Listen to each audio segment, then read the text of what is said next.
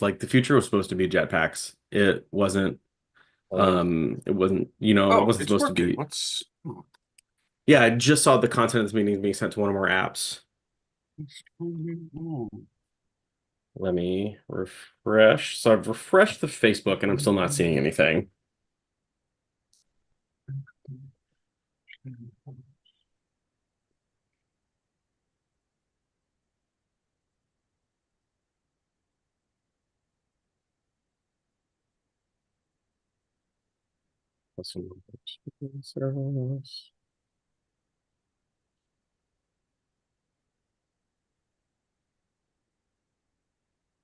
Sam says we're live. We are live. Hello. Hi. My name is Neil Hilborn, and I'm just here hanging out with my friend Kevin Cantor. Kevin, thanks so much for joining me today. How you doing? I am, as I mentioned to you earlier before we joined the internet, white knuckling through life, but hanging on. Happy to be in a Zoom room with you from the comfort of my day bed in Chicago. I mean, are you allowed night beds in Chicago, or is it all day beds? No, no, no. We are like I do have a night bed in my bedroom, but one of the Chicago staples, like in a staple of a Chicago apartment, is are these like lovely bay window nook situations, and I just have a queen size mattress pressed up against these like surround windows, and this is from where I work, write, play video games, eat my breakfast, do all of those things. That's pretty sweet. You're originally from Chicago, right? I am from the northwest suburbs of Chicagoland, which is what I am bound to say by all true Chicago natives. But yeah, I'm from outside the city. I'm from Houston, but like I grew up next to Galveston Bay. You know what I mean? Like Yes. nobody knows where Seabrook, Texas is. You know what I'm saying?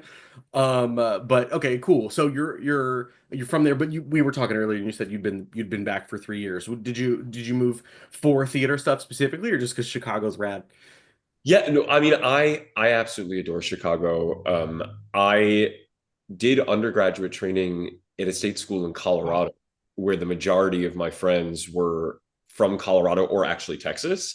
And the majority of them moved here after graduation, and I moved to New York. And I was in New York for like 5 years and change. And I love New York.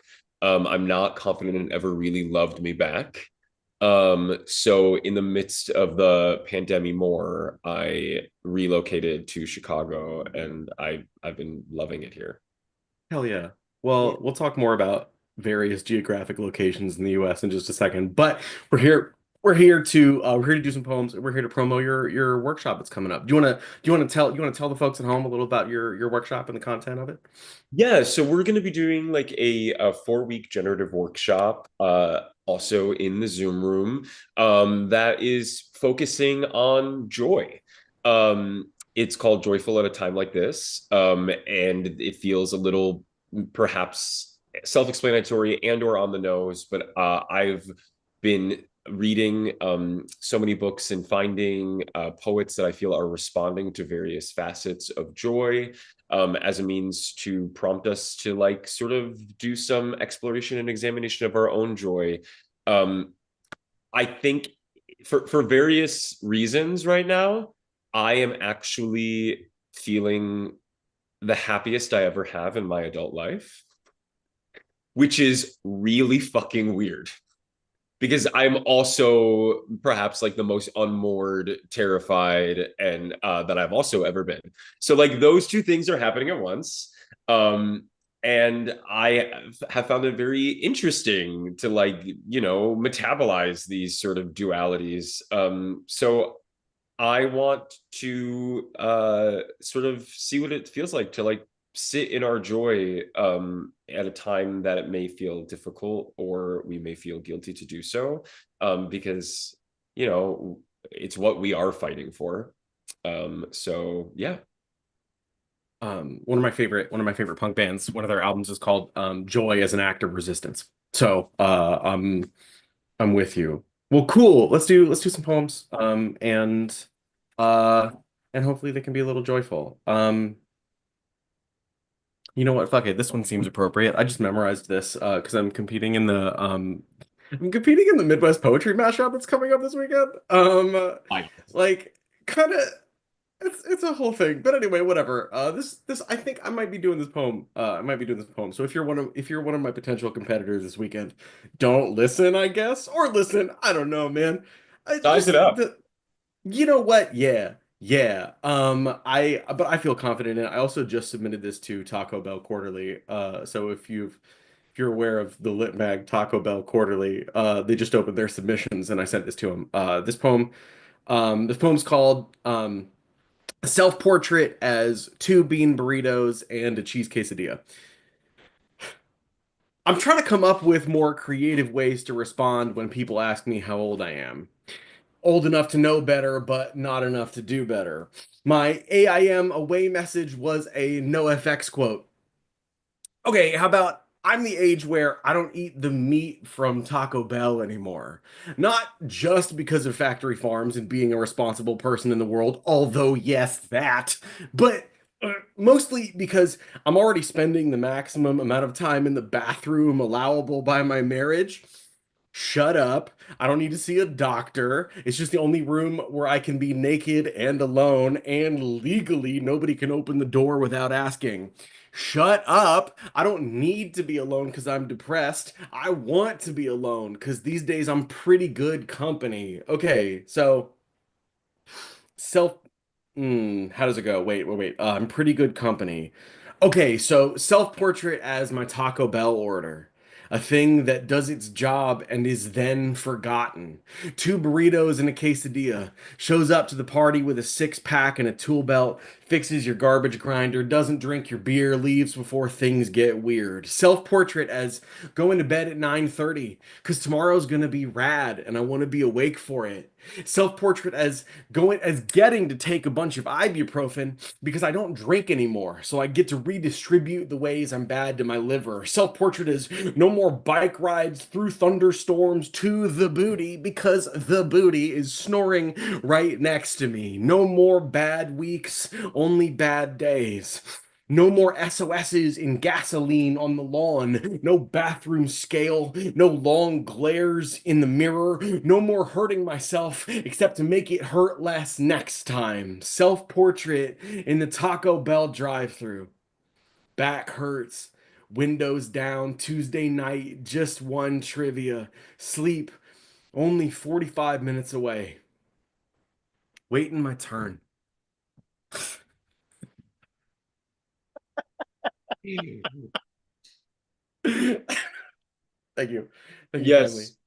Yes. It's we're just talking about weirdly being the happiest and most content and stable I've ever been despite like all of this shit, you know? And so like I'm like, well, I could either feel bad about it or I could try to use it as a tool.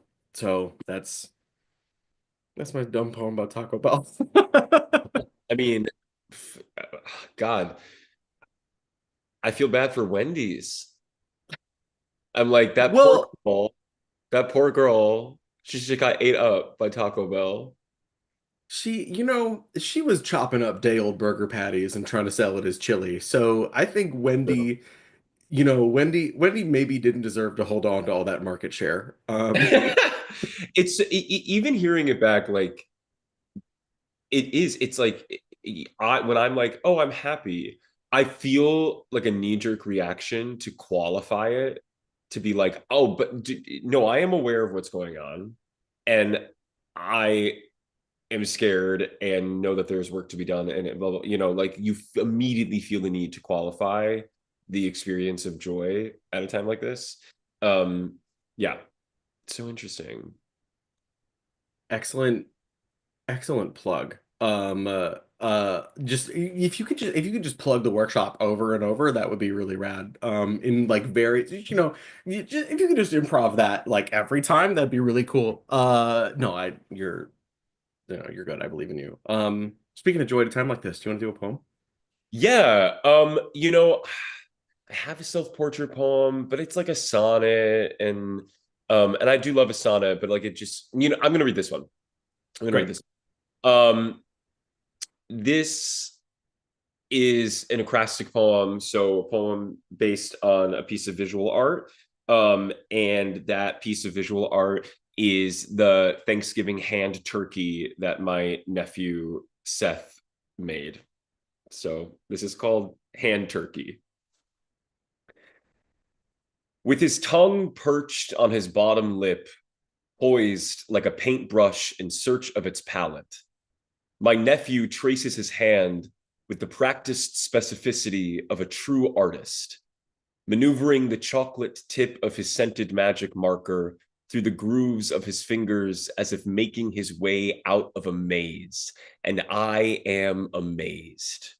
The giggles that bubble over like a warm broth as he gives his thumb a beak, crafts two crude sets of talons where his wrist should be. Look, he says, a turkey, he says, with a smile that is its own masterpiece. And until this moment, I too perhaps subscribe to the commonly held belief that kids are shit at art.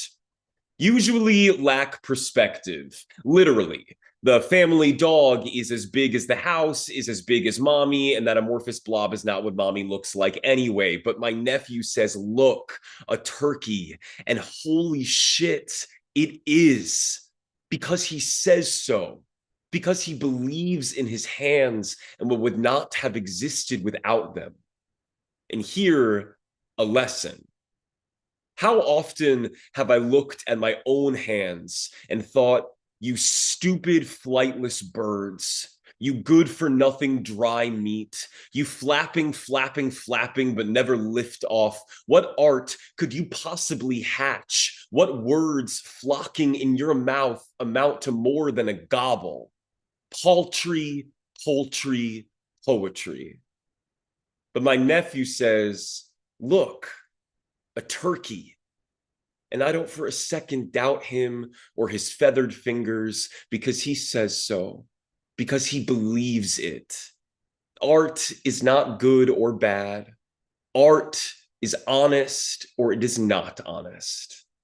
Honestly, my nephew's hands are a poem. Honestly, all my poems have wings. A hand turkey moment. It's so good. When you can I hear again when you look at your hands and call them stupid flightless birds? Can I hear that section again? Yes, you can. As soon as I type, uh, hand turkey. Oh my goodness. Why do I have so many things open? Here it is. Yes.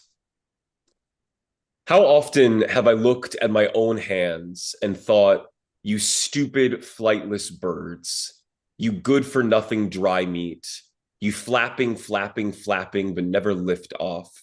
What art could you possibly hatch? What words flocking in your mouth amount to more than a gobble? Paltry, poultry, poetry. It's so good. It just because like, you know, yeah, it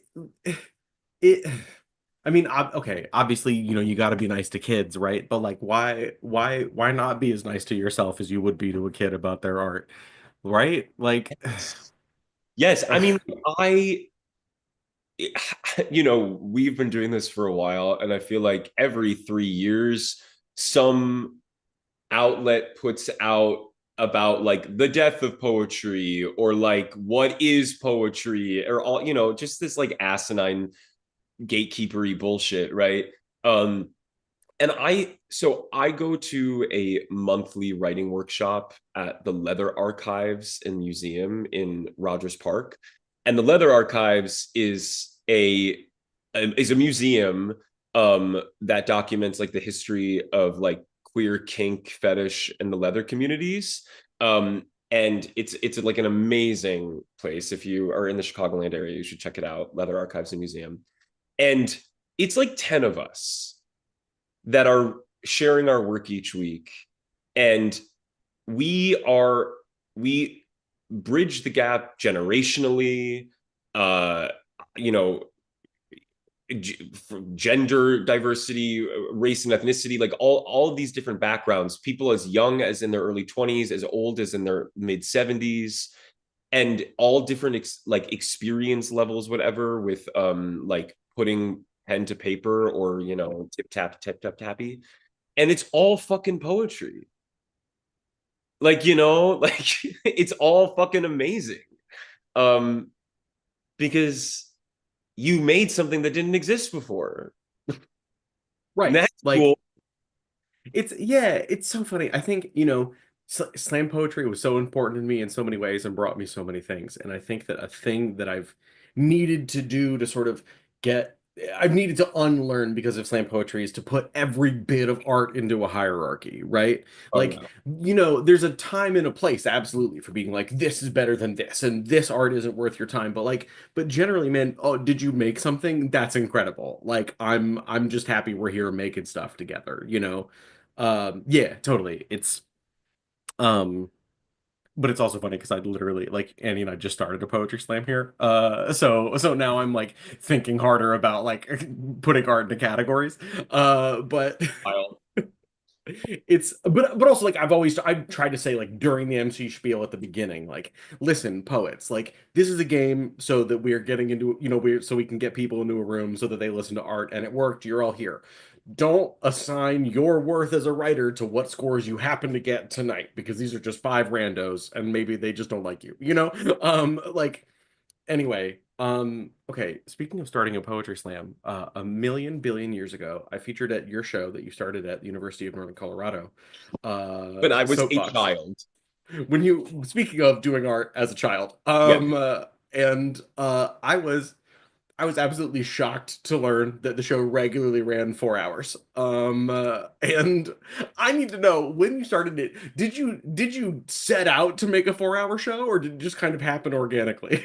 No. Okay. So yes, I also have founded a poetry slam in what feels like another lifetime, right? I'm 32 now. I was like 20 at the time, so this is like 12 years ago. And I was on the Denver Minor Disturbance Youth Poetry Slam team in Denver, Colorado, that was run at the time by Ken Arkind and Susie Q. Smith.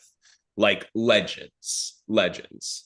Um, and then I was going to the University of Northern Colorado, and they didn't have a poetry venue or whatever. And so I was just like, and Greeley, Colorado, which is Northern Colorado, is like hours away from Denver. And I was like, well, we're starting one.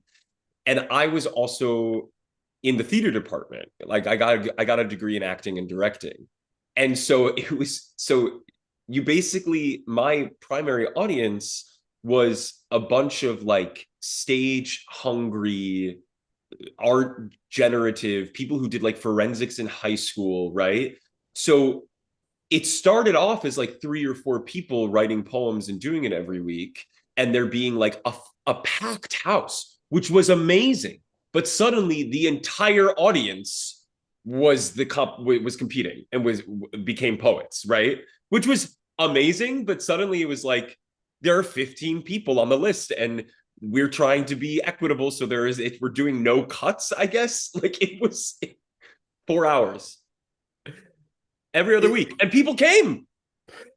I mean, you you dance with the one that brung you, and if people want it, you give it to them. But I remember like talking to, it wasn't even you, it was like it was some other folks that were involved. They're like, oh yeah, this would go till about midnight. I'm like, say what now? Like we're gonna do what now with what now? I know. And we done did it.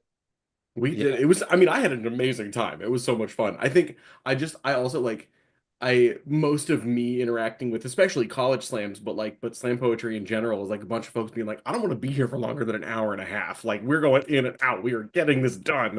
Like, I mean, no one does it like theater kids. nobody does it like That theater was, I kids. think that was because shortly after I graduated, I spent a year touring at colleges and universities and seeing their slams, and there were almost none that I think had that intersection where the slam was actually incredibly tethered to the theater department. It's true. And because we were, it was like, no, this is what we do. Like, we're here. Yeah. This is all you're doing tonight, okay, everybody? Which, I mean, and that, like, my cover is a Hamlet reference, like theater kids, yeah, true. And you really cannot outgrow it. Um, yeah. Okay, speaking of Hamlet, we should maybe do a poem in a second, but real quick, I have a Shakespeare question. Yes. I think that so my question is like, so you were just recently in the Utah Shakespeare Festival, right? Yeah, I recently, by the standards of what we've been talking about, it was like 2 years ago. Yeah.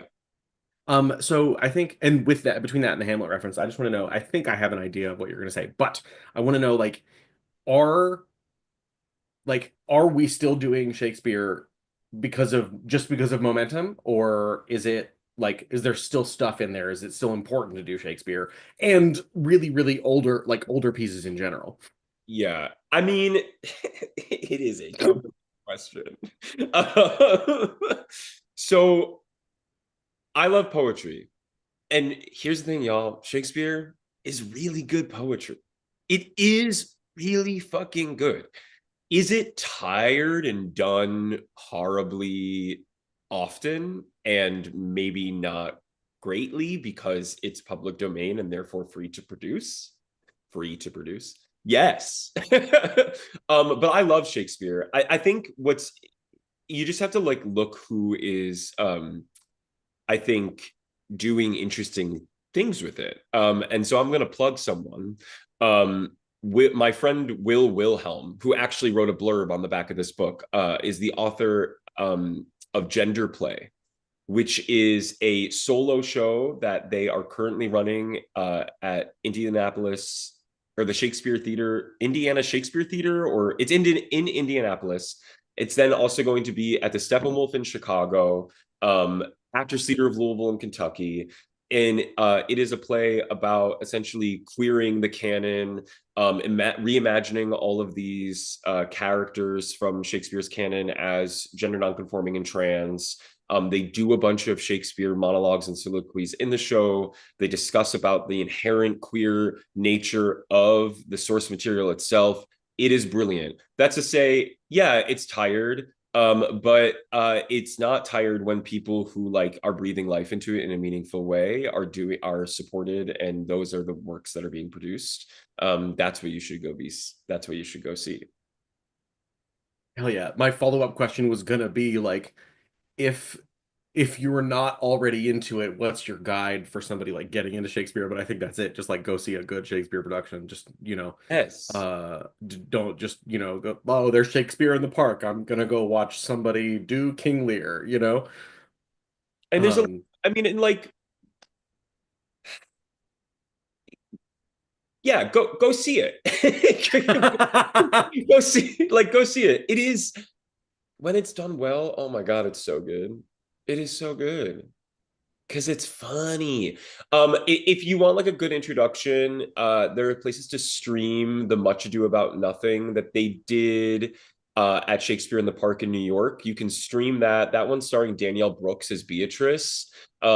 It's I think that that's like a really great and accessible example of Shakespeare that I'm like, hell yeah.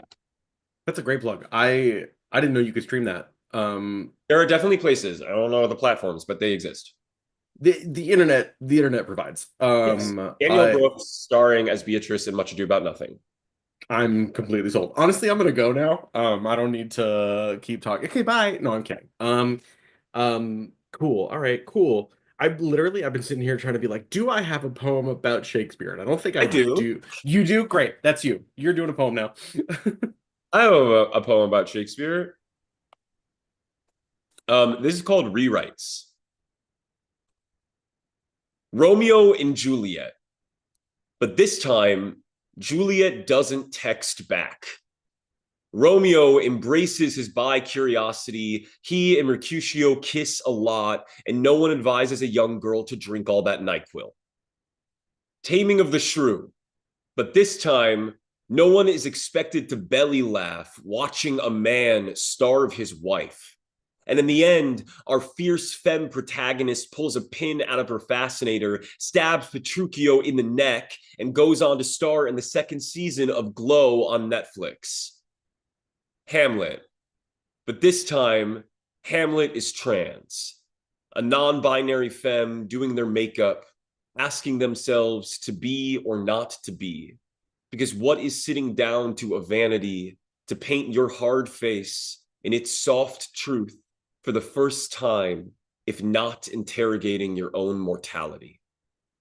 In this time, the royal family invests in some really good grief counselors, and no one shames the young prince for crying. And the young prince doesn't gaslight their girlfriend, and no one dresses for their daughter's funeral because no one drowns, because no one is stabbed, because no one has to die for us to learn what love is.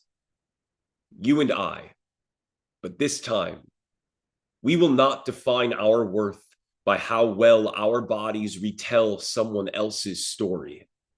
And we laugh until we cry, and we cry until we laugh, because the binary of comedy and tragedy, like all binaries, cannot hold us. And I am not afraid to be femme, and you are not afraid to text back. And we throw a funeral for shame, and we kiss a lot, and we drown in stars, and in the end, we glow every second of every season. Shakespeare. Shakespeare. One of Shakespeare. my Shakespeare. One of my favorite things spoken word poems can do, and I think it's a. I just recently interviewed another button author, Jalen Utsi, about his new book, and he asked me like in the interview like basically like, hey, how do you do callbacks? Like spoken word poets are great at doing callbacks. How do you do them? And this poem does it so well, where you're like, okay, here's all of my favorite images from the poem. I'm gonna hit them all at the end. Are you ready for them? Weren't these so good the first time? Let's do it again, right? I love doing a remix on the last stanza. Right. It's well, because I mean, listen, first of all, conserve your greatness. If you have a good image, get as much out of it as you can. But also, like, I think that recontextualizing them by literally reordering them and putting them all next to each other, like I don't know. I think that you can learn new stuff from those. Anyway, callbacks are important, y'all. Put them in your poems. Yeah. I, Yeah, I mean, there's something incredibly satisfying by seeing something resurface with a new meaning.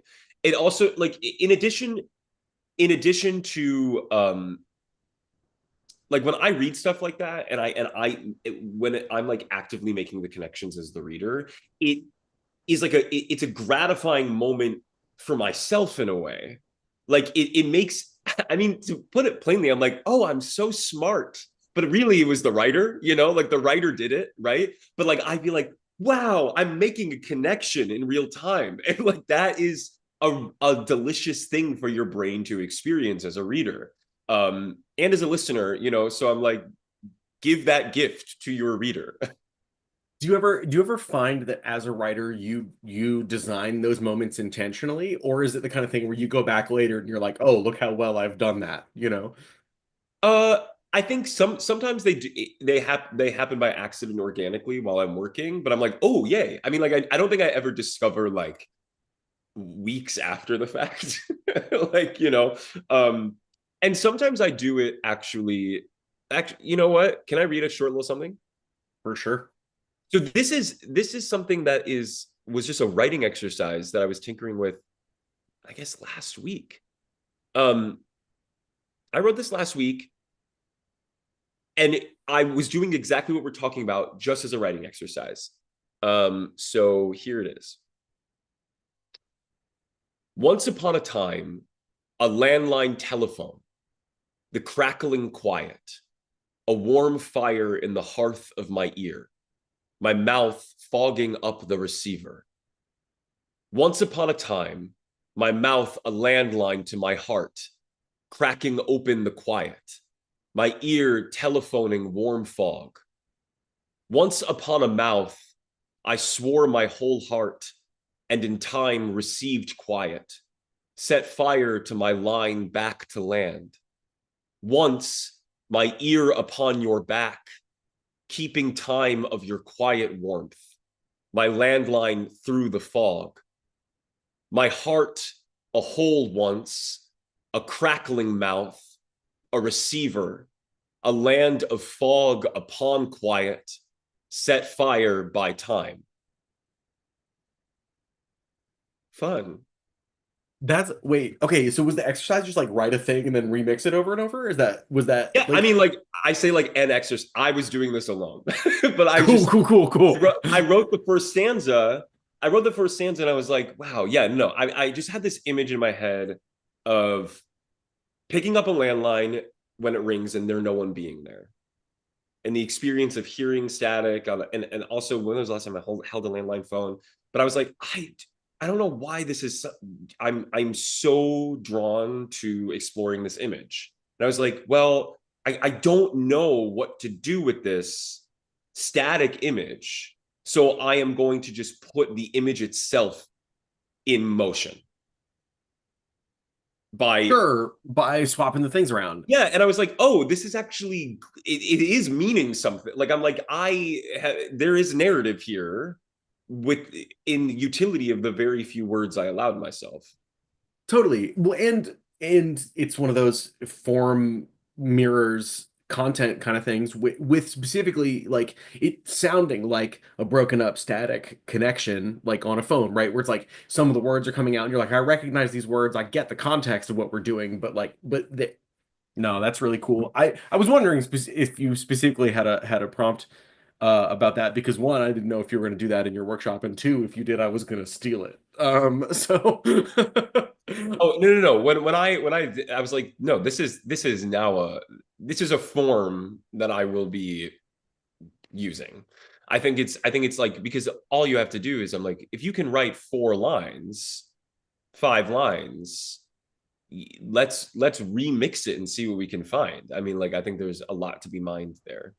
totally, you just write 4 or 5 lines, and you pick, I don't know, 4 or 5 verbs and nouns, Yeah. and then you're like, these must go in a different order now, I you mean, one know? of my favorite things that John does that I now John Sands does that I now do all the time is like, you make your word bank.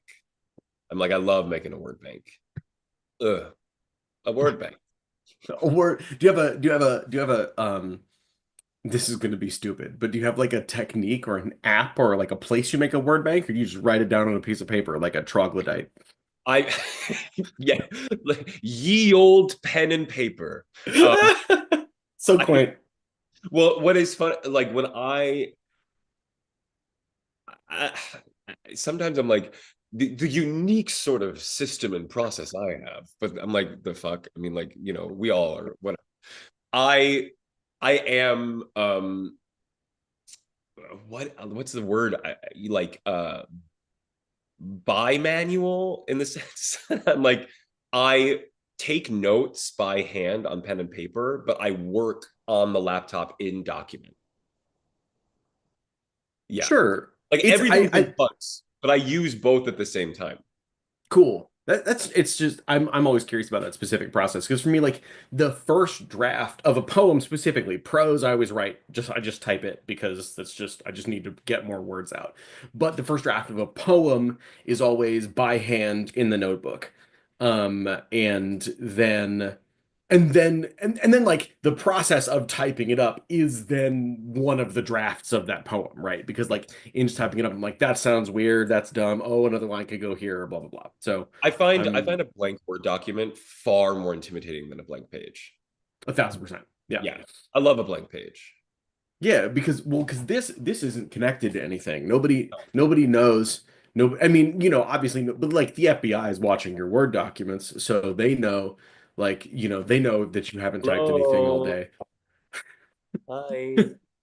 Oh, that's Hi, yeah. who was that? Who was that? This is my cute little partner. I know. Look how cute they are. They're actually taking this poetry workshop with me. Oh, At cute. the Leather Archives, and they. It's not to say that they haven't dabbled in it before, but I think this is like the first time they're like taking like a structured poetry class, and it's been really fun. Did you did you convince them to do it, or did y'all meet because of this? We no, we knew each other prior Okay. to this class starting. I wouldn't say it didn't take much convincing. I didn't have to like strong arm them. I think I was just like, hey, I think there's just a spot open for this, and it's in like a fun, sexy queer museum, and that doesn't, Yeah, how much more selling do you need to do? right. Yeah. Apologies if you heard my dog barking. Zoe is very protective of everybody. Um, it's her main purpose in the world is to let everybody to let the entire world know that the stuff within the bounds of this house, she's got it. So, everybody back the hell off. Anyway, hell yeah. Okay, speaking of sexy queer things, I have a Georgia McBride question. Oh, What's deep cut, deep cut. Yeah, deep cut. I want to know so you were in a show in Gainesville, Florida called The Legend of Georgia McBride. And what's it like to do a really queer show in the middle of Florida? You know? Yeah, so that's funny. So I've done The Legend of Georgia McBride 5 times in my career. The very, very, very first time I did it in Gainesville, Florida. And I was 23, 24, maybe. Um, and so that was 10 years ago. Um, and I have most recently done it just 2 years ago. So this is like a show that has followed me for 8 years. And it is a play about drag queens. I play a drag queen in this show. Um, it's written by Matthew Lopez. And like, if you're unfamiliar with it, the best way I can sum it up, and this is not a criticism in this context, but it's sort of like a queer centric rom-com that introduces maybe the uninitiated to drag culture and queer culture. So every time I've done it, it's been so much fun. It's been a smashing success.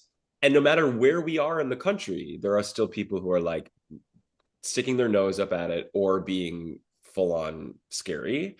Um, I when we did it in Gainesville, Florida, during our production, Richard Spencer was invited to speak at the university campus there.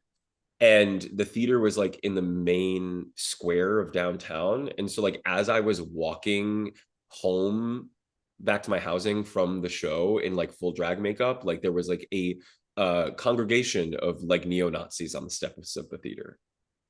Um, and this was like again like 9, 10 years ago, and I'm like, oh, time's a flat circle.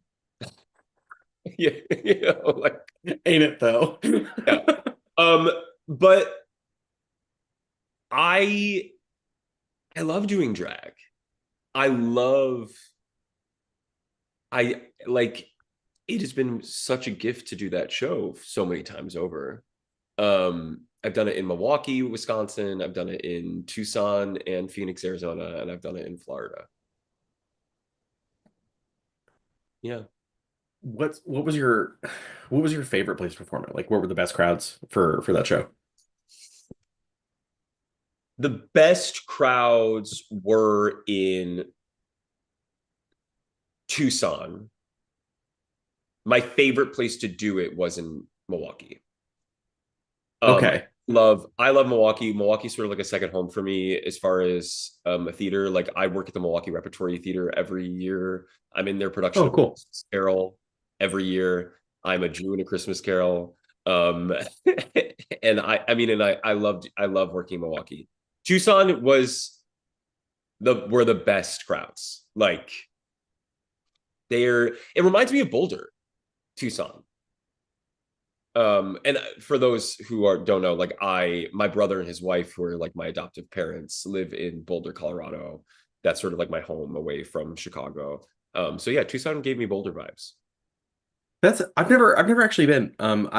My entire impression of Tucson is from Barbara Kingsolver novels. So it's been beautiful and mythical in my head, but also like a little gritty and dangerous. So, Yeah, we love Barbara Kingsolver. oh, Um, good. yeah, yeah. I like it. It's cute. I mean, it's also technically like Boulder, a college town, but it's like doesn't feel like it's the only identity that has. Like it's it's the desert. It's hot. I'm not meant. I mean, again, despite my being Jewish, I don't feel like I'm meant for the desert. We did our time. Um, I like I'm sorry. I burn so easy. But yeah, and doing so I also did this show in Phoenix in July 2 years ago. Climate change is real. You should compost, do all the things you should do. Individual responsibility is impactful, even though major corporations should have their feet held to the fire. That is all to say that when I was doing that drag show, it broke a record. It was like 30 consecutive days. We have a high over 110, and I was doing drags in 110-degree heat. I put my face on here, and at the end of the show, it would be on my tits. Like, yeah. That's you never think about that being one of the potential downfalls of doing drag is just It's your face. Arizona just Oh, just melting. yeah, melting. And that show, like it was getting shot out of a cannon. Like I started the show doing an Elvis impersonation, and then like didn't leave the stage for another hour and a half. Yeah. Well, so sorry that you're gonna have to continue to do that show for the rest of your life. Oh, I hope I So age into the drag mom track. ah, good. You know what? I believe with just enough persistence, you can melt in different ways. That's stupid. I'm sorry. Okay. All right. I promise that I'd do at least one more poem before we got out of here. But while I do that, somebody in the chat asked for more clarification on word bank and what you mean by forming a word bank. So I'm gonna grab a poem while you explain that. Yes. So word banking. I mean, so this is I mentioned that like I know that John Sands does this in the majority of the workshops that he leads. And he is amazing. If you haven't read him, oh my God. One of I think the best living poets there is right now. Um, whenever I do generative work, meaning like I'm sitting down in hopes of uh outputting some new content onto the page as opposed to editing. I will make a word bank, which think of like when you're taking a quiz in middle school or high school, like how much easier it was when to fill in the blanks when you like had options to draw from. It's sort of the same practice, but you're just creating your own table of words to draw from. So I will be like, you know what, I'm going to write down like 3 colors that excite me, three verbs or 3 adjectives that I find gross, 3 gerund action verbs that would make me giggle. Like I literally just think of categories to word bank, and that way like I've written a bunch of words on the page. So now I'm going to write my poem, whatever it may be. Sometimes I will associate my word bank with what I think like the theme or tone of what I'm about to work on is. But then if I'm like, I don't know, I just have words I can look at. There's just something on the page. So I'm not literally staring at a blank Word document, because I think that can be the scariest thing. Yeah, brilliant. It's basically just doing a brainstorm for your poem, right? Yeah. And in some ways like doing an outline for your poem where half the time if I'm like writing a paper, if I'm writing a paper, like I'm not 35 and graduated college in 2011. Anyway, if I ever were to write an academic paper, like the outline just sort of turns into you writing at a certain point. Um that's that's really smart. I should do that more often. I'm just out here raw dogging blank pages. Also, I think when I don't have my word bank, I know there are words and images that I'm like, I love these so much. So I always end up recycling. And having a word bank, I can give myself a moment to be like, choose something fresh, choose something different, Kevin. Don't again talk about the moon or skulls. Like, it's which, and I love moons and skulls, and I will continue to write about them. Okay. But, it just gives you something else to pull from. Also, shout out using a thesaurus while you write. One of my favorite tools is just this website called Word Hippo. Please, Word Hippo, don't be run by awful people because I use you all the time and I recommend you to everybody. But I mean, there's plenty of thesauri out in the world, right? So if you find that every time I find that I'm bumping into one of those words that I use too much, I just go to the thesaurus and I plug it in and I'm like, oh, execrable, interesting, and then that goes in the poem, right? I don't know what execrable even means, and I hope it's not what I think it means because I just said it out loud in front of all these people. I don't know. I'm Good, not, good. but you said it, so it makes it real. I'm not here Thank to you. challenge your truth or your reality. Also, invent words. You make words up. Honestly, if you do things Uh, with enough confidence, people will believe you. oh, I love that shit. Make up words. Shakespeare made up so many words. I know. Alligator. Um, uh, I really should know. But I know a lot of them. yeah, it's I mean, I know alligator, and there's that rumor that he invented the word fuck, but he didn't. No, So yeah, no. That was no.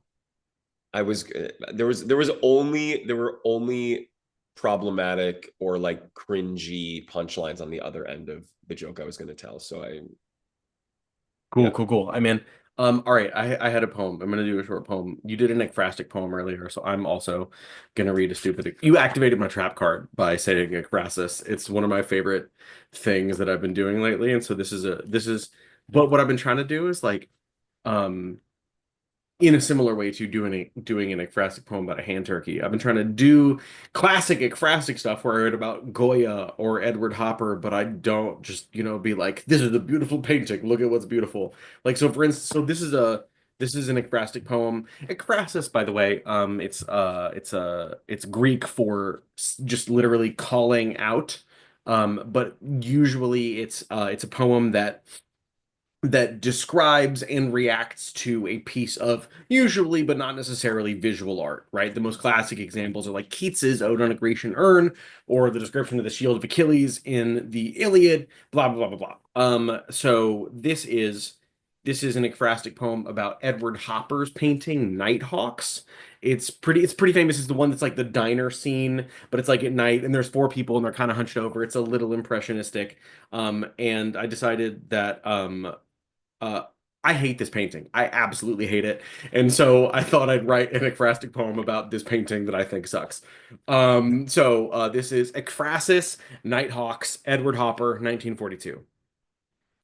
I have to be honest, I don't get this painting. Like, I get that it's supposed to represent loneliness and isolation in a city, that the lack of details mean it could be anywhere, that all four people are so close to each other, but separated by silence. I get all that, but ask yourself, what city large enough to have an all-night diner has streets that are perfectly clean? Even in the 40s, not one broken window? Cigarettes back then made you fuck better, and no one is smoking?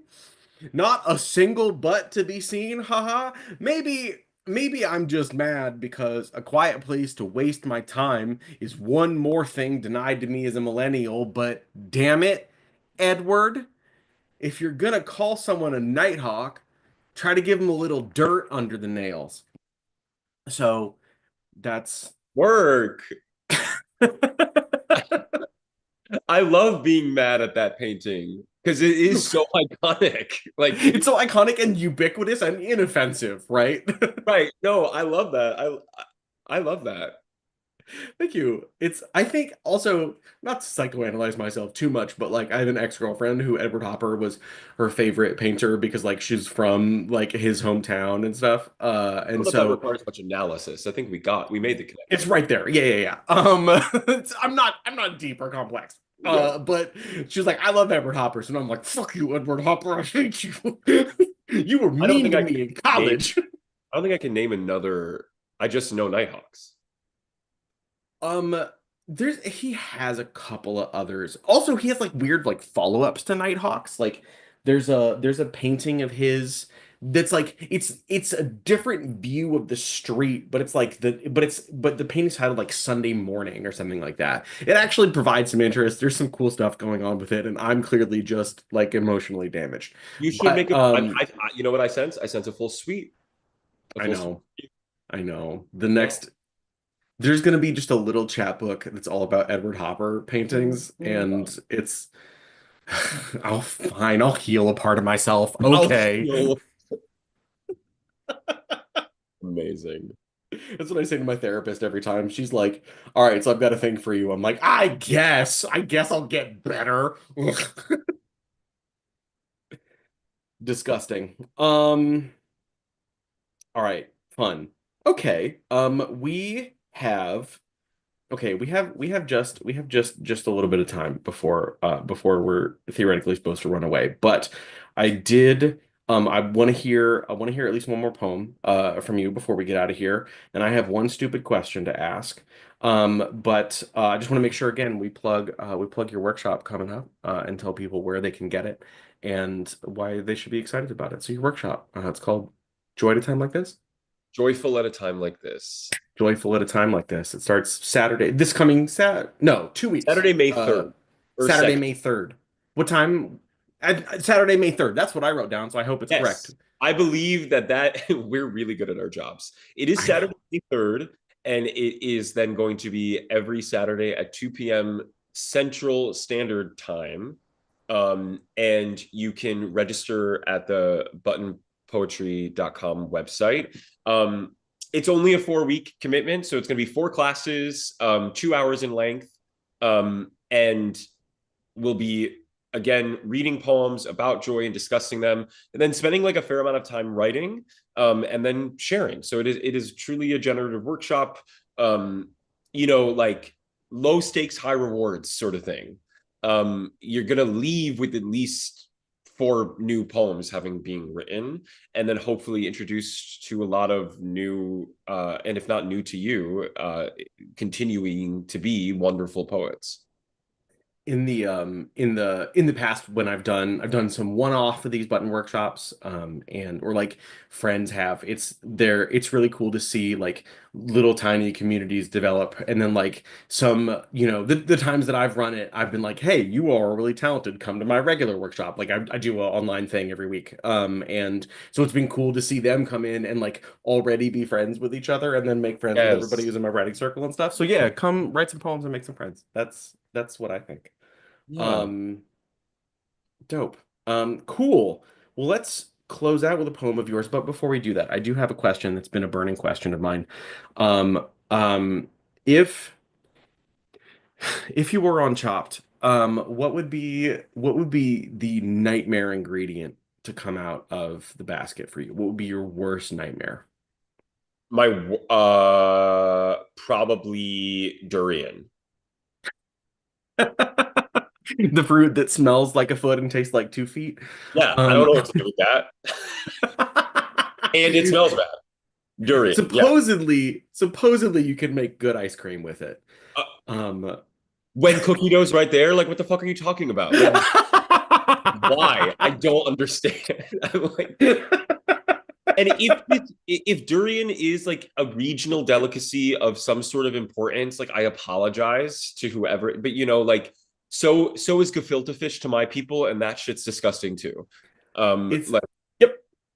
When Annie and I went to Thailand, there were signs everywhere, especially in like hotels and stuff, like literally no durian signs, you right, know? like don't bring that in here. Don't walk your gross ass fruit asterisk into my establishment. Like, what are you doing? For context, one time Kevin and I just hung out in Utah for a week doing a bunch of shows, and we shared a hotel room. We watched a lot of Chopped, We um, did. and it's a memory. It's burned into my head of like you getting like really upset at a couple of Chopped contestants. I was like Yes. not expecting you to get as into it as you did. And this is before I began my baking journey. Like Oh, before I became like I am now a home pastry chef. really? Oh yes. Oh yes. And like listen, it is still hashtag amateur baker, but I'm showing up and then showing out. I mean, Oh, what are yeah, those? those are carrot sticky toffee carrot cake slices with a whipped cream cheese and candied ginger. Okay. Happy Easter, she is risen. Is that your signature recipe or what No, I what's just I just wrote that recipe on Easter morning and like whipped it up because I know things from watching things like Chopped. I'm a self-taught pastry chef. I needed so a hobby just that wasn't my job. That's really what yeah, it is. but also you really got to save some talent for the rest of us. You know what I mean? You can't just be so good at so many things. There are a lot of things I can't that I'm bad at. Name three. I'm not a licensed driver. Um, I am not particularly. This is wait. This is the opposite of the exercise. Usually, it's like be nice to yourself. Name three things you're good at, and you're like name three things that you are incompetent at. Well, I was, I was sort of expecting you to not have three items. But We're gonna be joyful at a time like this. Uh, amazing.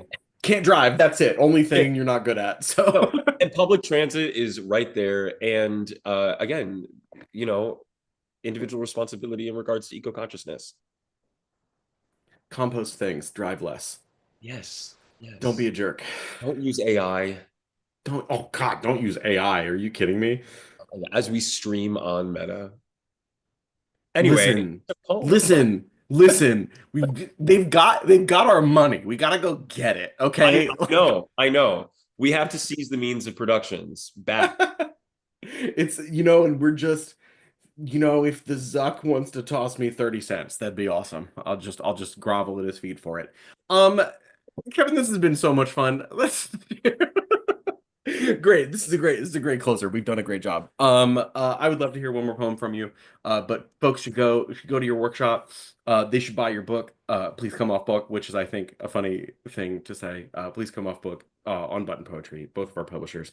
Where can people follow you? What else would you like to plug? Tell me the stuff. Yes, I am all social media at Kevin underscore Kantor. You can also again find my book on buttonpoetry.com. Or check out your independent bookstores. If they don't have it there, ask them to order it. Please buy from independent bookstores. Um, I will be playing Dracula in Dracula Comedy of Terrors at the B Street Theater in Sacramento this summer. So if you would like me to see me be a chaotic pansexual Dracula, I will be in Sacramento all summer doing that. Um, yeah, Sold. that's yeah.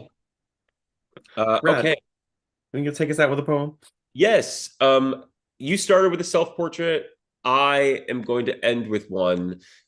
This is an acrostic sonnet with feminine endings, which I wish I could show you the screen so you'd actually. Anyway, it's called Assigned Male at Birth or Self Portrait as a Sonnet with Feminine Endings.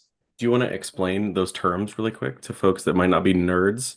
Yes, an acrostic poem in some way uses either the first or last letters of a line to then spell out a word or a phrase along the left or right justified uh, letters of the stanza. So, example, like it spells poem. People do it with their names a lot. That's an acrostic poem. A sonnet is a sonnet. There's many different types of sonnets, but feminine endings are when lines, at least as it applies to iambic and or Shakespeare, a feminine ending is an 11th dangling stressed or unstressed syllable at the end of a 10-syllable line. So every line in this poem has 11 syllables, and it spells AMAB down as an acrostic along the left. So it's called Brilliant. Can't wait. it's explaining it out loud sort of silly, but yeah. This is called Assigned Male at Birth or Self Portrait as a Sonnet with Feminine Endings. A boy becomes a man. I was a block of marble, strong but still malleable, my form ardently modeled by untamable love, by unnameable shame, set fire to keep warm. A maybe boy becomes a flame, moth at first, mistaking the bright amber blaze for the moon, an ambassador of luminescence, cursed brutally by ambling ambivalence, strewn absent mindedly in beauty's rippling wake. Maybe a boy can be more than an unmanageable ambition, pain bound to a fake burden of their own making. How I began. Flow with all your gentle vigor toward the light. Find common birds who relish in your flight. A sonnet. A Love a sonnet. sonnet. It's there's a reason they've stuck around for so long. It's both versatile. It's versatile and timeless, you know? Yeah. Um ugh, ugh, it was beautiful. Hey, thanks. Kevin, that was really was the pain bound to a burden. How'd that go? It is, of course, I always lose it the second you ask, but I'm pulling it back up. It's coming to me. Poetry, poetry. Um, it says, so it's maybe a boy can be more than an unmanageable ambition, pain bound to a fake burden of their own making. Um, and Ah. the line itself reads, maybe a boy can be more than an unman. I was Uh, gonna say, is there a break? Unmanageable? yeah, Like, yeah, maybe yeah. a boy can be more than an unman. Udgeable ambition, pain bound to a fake burden of their own making. Poetry's super cool, isn't it? Isn't Oh, isn't poetry rad? oh, also this all rhymes. Yeah, it's a Realize sonnet. that. Yeah, I was like, oh, I did do that though. Yeah, Yeah, you did. I wrote this sonnet. Wild. Yeah, it's that A B C D C D E F E F G G. I Like, did it. I did it. Wow. so proud of you. Thank you. Look at you. This has been great. It's been great seeing you, and it's been great catching up with you. And I um maybe I shouldn't reveal this, but Tanisha, our publisher, sent me said, "Hey Neil, if you ever just want to drop into people's classes, you can show up in secret." And I'm going to show up in secret to one of your classes. So if you see somebody in the Zoom with their camera off named Georgia McBride, that's me. Oh, So and that is that. And you know what? Wear that moniker with pride. okay. I humbly and proudly bestow it upon you. All right, delightful. Yeah. Cool. Well, you're the best, so I can't wait to learn some stuff from you. Thanks, babe. Thanks for All having right. me. Thanks for being here. I'll talk Yeah. to you soon. Bye, y'all.